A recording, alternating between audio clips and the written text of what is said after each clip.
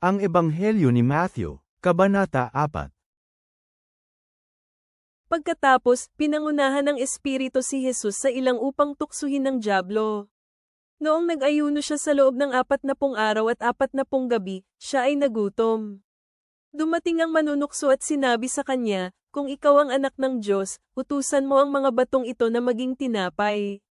Ngunit sumagot si Jesus at sinabi sa kanya, "Nasusulat, hindi lamang sa tinapay nabubuhay ang tao kundi sa bawat salitang lumalabas sa bibig ng Diyos." Pagkatapos, dinala siya ng dyablo sa banal na lungsod at dinala siya sa pinakamataas na bahagi ng gusali ng templo.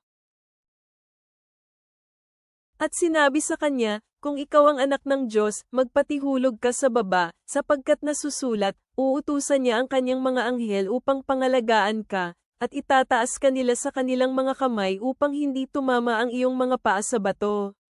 Sinabi ni Jesus sa kanya, at nasusulat din, "Huwag mong subukin ang Panginoon mong Diyos." Muli, dinala siya ng dyablo sa isang mataas na lugar at ipinakita ang lahat ng mga kaharian ng mundo pat na ang kanilang karingalan. Sinabi niya sa kanya, "Ang lahat ng mga bagay na ito ay ibibigay ko sa iyo, kung ikaw ay yuyukod at sasambahin ako." At sinabi ni Jesus sa kanya, "Umalis ka dito, Satanas. Sapagkat nasusulat, dapat mong sambahin ang Panginoon mong Diyos at siya lamang ang iyong paglingkuran."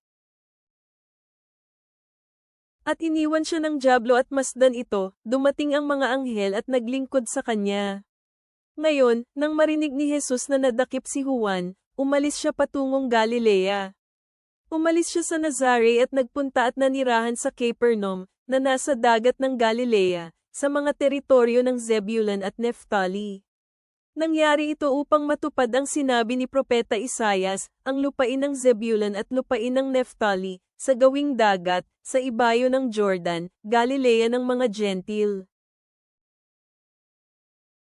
Ang mga taong nakaupo sa kadiliman ay nakakita ng matinding liwanag at sumikat ang liwanag sa mga taong nakaupo sa rehiyon at anino ng kamatayan.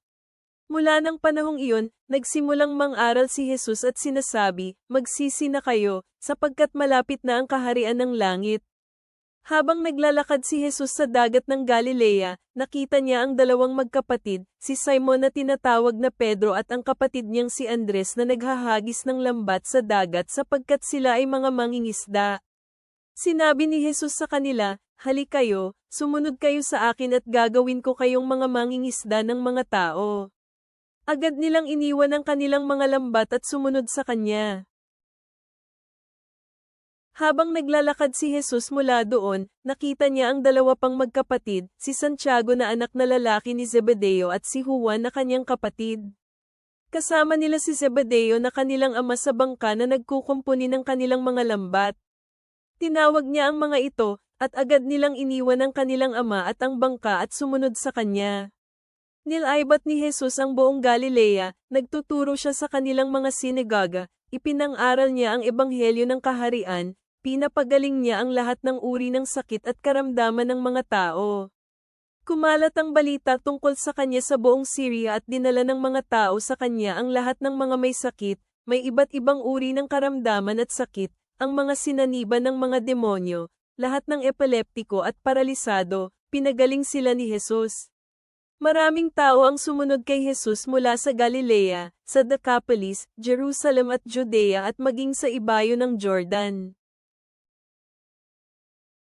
Panginoong Hesus, iyong nalampasan ang bawat tukso ng kaaway sa pamamagitan ng kapangyarihan ng salita ng Diyos.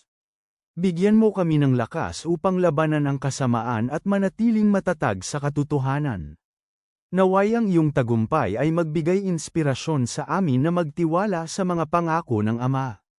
Punuin mo kami ng tapang upang sumunod sa iyo saan man mo kami dalhin.